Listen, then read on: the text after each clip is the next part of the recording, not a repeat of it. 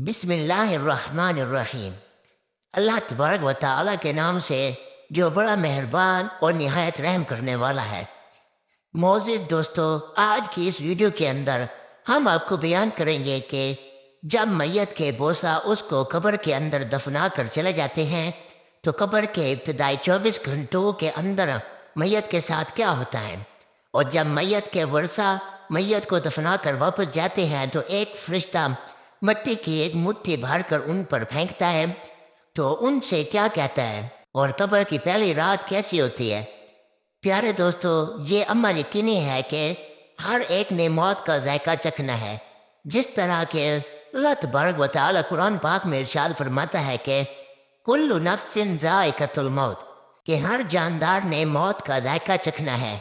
جو یہاں پر آیا ہے اس نے ایک نہ ایک دن واپس ضرور جانا ہے، اور مرنے کے بعد انسان کی پہلی منزل قبر ہوتی ہے۔ ایک حدیث شریف کا مفہوم ہے کہ حضور اکرم صلی اللہ تعالی علیہ وسلم نے ارشاد فرمایا، قبر انسان کی پہلی منزلوں میں سے ایک منزل ہے۔ اگر انسان اس میں کامیاب ہو جائے تو آگے کی منزلیں آسان ہو جاتی ہیں، اور اگر اس منظر میں پھنس جائے تو آگے کی منزلیں بھی خراب ہو جاتی ہیں۔ اور ایک حدیث شریف میں آتا ہے جس کا مفہوم کچھ اس طرح ہے کہ حضور نبی کریم صلی اللہ تعالی علیہ وسلم نے ارشاد فرمایا کہ اللہ تبارک و تعالیٰ کی طرف سے قبروں پر ایک فرشتہ معین ہے۔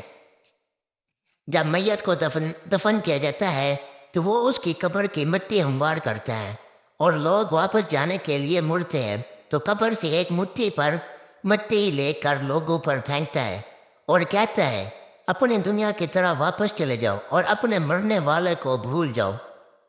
پیارے دوستو، حضرت علی رضی اللہ تعالی عنہ نے ارشاد فرمایا کہ میں نے نبی کریم صلی اللہ علیہ وآلہ وسلم کو یہ فرماتے ہوئے سنا کہ انسان کی مشکل ترین رات قبر کی پہلی رات ہوتی ہے، کیونکہ جب اس کے دوست، احباب، رشتہ دار، اولاد اور اس کو دفنانے والے اس کو دفنا کر چلے جاتے ہیں تو وہ انسان روتا رہتا ہے۔ ہر ایک دوست کے پاس آتا ہے، اسے روکنے کی کوشش کرتا ہے کہ مجھے چھوڑ کر نہ جاؤ، لیکن افسوس کہ اس کی آواز کوئی نہیں سنتا۔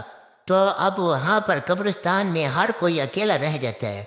تب ہمارا سامنا ان فرشتوں سے ہوتا ہے جو ہمارے اعمال ہوتے ہیں۔ اب وہ کس شکل میں ہمارے پاس آتی ہیں، اچھے یا برے، اس بارے میں کوئی کچھ نہیں کہہ سکتا۔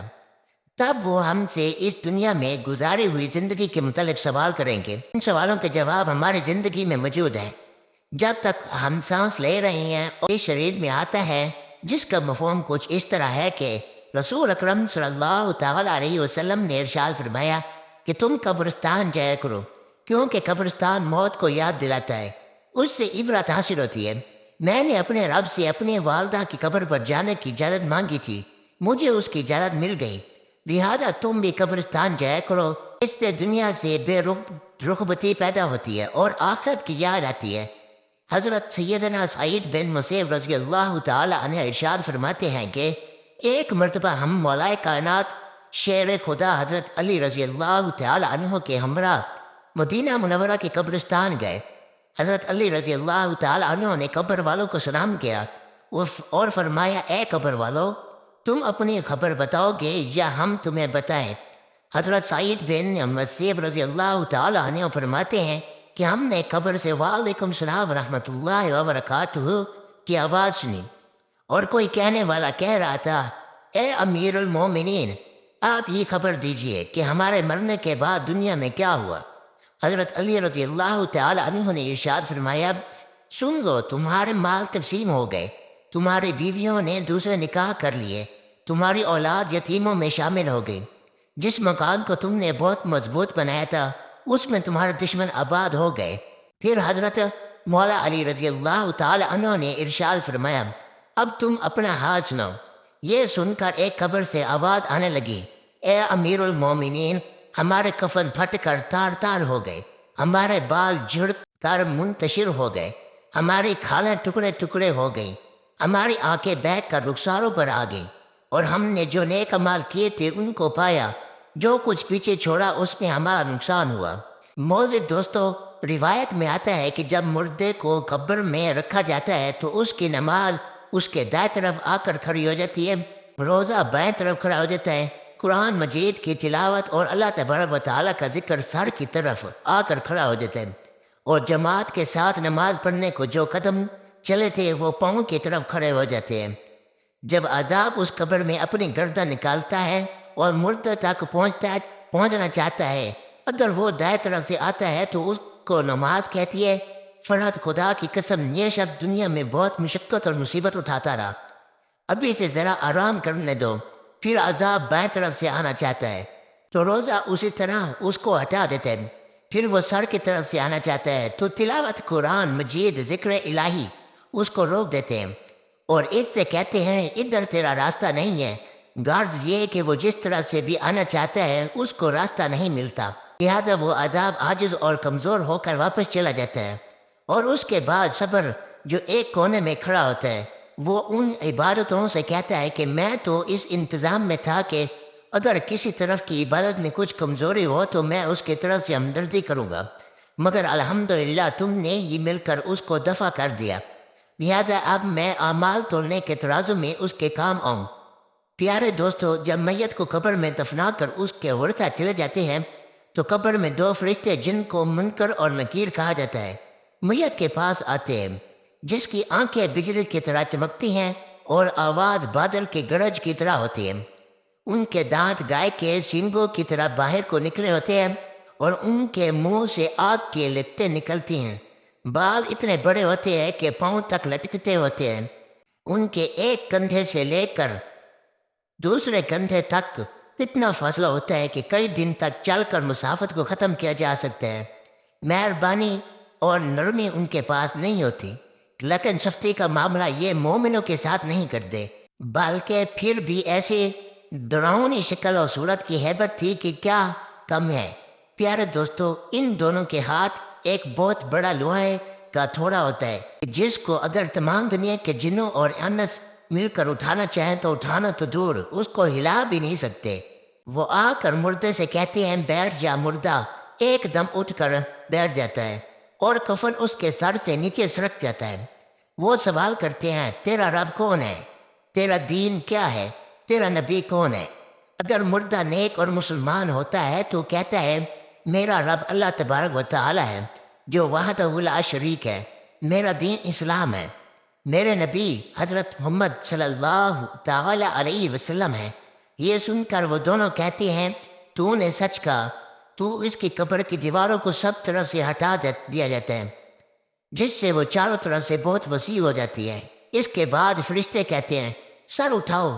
مردہ جب اوپر کو سر اٹھاتا ہے تو اس کو ایک دروازہ نظر آتا ہے جس میں جنت نظر آتی ہے، اور وہ کہتی ہیں اے اللہ تبارک و تعالیٰ کے دود، وہ جگہ تمہارے رہنے کی ہے، اس وجہ سے کہ تم نے اللہ تبارک و تعالیٰ کے یہاں اطاعت اور فرما برداری کی۔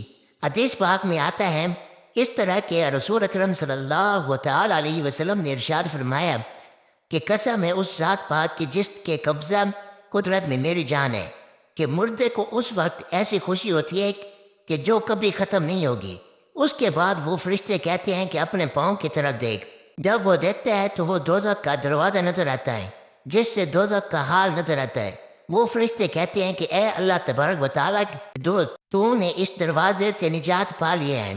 اس وقت بھی بندے کو اس قدر خوشی ہوتی ہے جو کبھی ختم نہیں ہوگی۔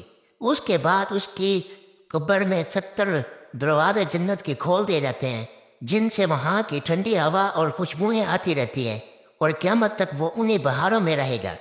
پیارے دوستو، کیسی خوش نصیب ہوگی وہ روح جس کے ساتھ اللہ تبارک و تعالیٰ اپنی مہربانی اور رحم و کرم کا سلوک فرمائے گا۔ ناظرین گرامی، دوسری طرف جب نافرمان فارد کو فاجر، بدکار اور کافر شخص کو قبر میں رکھا جاتا ہے تو قبر اس پر تنگ ہو جاتی ہے کہ اس کی پسلیاں دوسری طرف کی پسلیوں میں گھس جاتی ہیں۔ اس پر کالے سام مسلط کر دے جاتے ہیں جو اس کی ناک اور پاؤں سے کاٹنا شروع کرتے ہیں یہاں تک کہ درمیان میں دونوں طرف آ کر مل جاتے ہیں۔ پھر اس کے پاس دو فرشتے جن کا نام منکر اور نکیر ہوتا ہے قبر میں آتے ہیں۔ وہ آ کر پوچھتے ہیں تیرا رب کون ہے، تیرا دین کیا ہے، تیرا نبی کون ہے؟ وہ ان کے ہر سوال میں جواب دیتا ہے کہ میں کچھ نہیں جانتا۔ پھر وہ فرشتے اس کو اس قدر زور سے مارتے ہیں کہ ان کے گرس کی چنگاریاں قبر میں پھیل جاتی ہیں۔ اس کے بعد وہ فرشتے اس کو کہتے ہیں کہ اوپر دیکھ، وہ اوپر کی طرف جنت کا دروازہ دیکھتے ہیں، جنت کے باغ و بہار وہاں اس کو نظر آتی ہیں۔ فرشتے اس نافرمان سے کہتے ہیں کہ اے اللہ تبارک و تعالیٰ کے دشمن اور نافرمان، اگر دنیا میں تو اللہ تبارک و تعالیٰ کی اطاعت اور فرما برداری کرتا تو یہ تیرا ٹھکانہ ہوتا۔ ایک حدیث میں آتا ہے جس کا مفہوم کچھ اس طرح ہے کہ رسول اکرم صلی اللہ تعالیٰ علیہ وسلم نے ارشاد فرمایا کہ قسم ہے اس ذات پات کی جس کے قبضہ میں میری جان ہے، کہ اس کو اس وقت ایسی حسرت ہوتی ہے کہ اس جیسی حسرت پھر کبھی نہیں ہوگی۔ پھر دوزخ کا دروازہ کھولا جاتا ہے اور وہ فرشتے کہتے ہیں کہ اللہ تبارک و تعالیٰ کے دشمن، یہ تیرا ٹھکانہ ہے، اس لیے کہ تو نے اللہ تبارک و تعالیٰ کی نافرمانی کی۔ پھر جہنم کے 70 دروازے اس کی قبر میں کھول دیے جاتے ہیں، جن سے قیامت تک درم ہوائیں اور دھوئیں اس کو آتا رہتا ہے۔ معزز دوستو، قبر کا معاملہ بڑا سخت ہے۔ حضور اکرم صلی اللہ تعالیٰ علیہ وسلم نے ارشاد فرمایا کہ قبر تمام فتنوں سے بڑھ کر بڑا فتنہ ہے۔ ہمیں چاہیے کہ ہم اللہ تبارک و تعالیٰ کی نافرمانی سے بچیں اور نیک اعمال کریں اور قبرستان میں جایا کریں، تاکہ ہمیں ابھی اپنی موت کی یاد ہے اور موت کو یاد کر کے ہم دنیا سے بے رغبتیں اور آخرت کی تیاری کریں۔ اللہ تبارک و تعالیٰ سے دعا ہے کہ اللہ تبارک و تعالیٰ ہمیں نیک اعمال کرنے اور گناہوں سے بچنے کی توفیق عطا فرمائے اور ہمیں اپنی قبر اور اپنی آخرت کی تیاری کرنے کی توفیق عطا فرمائے۔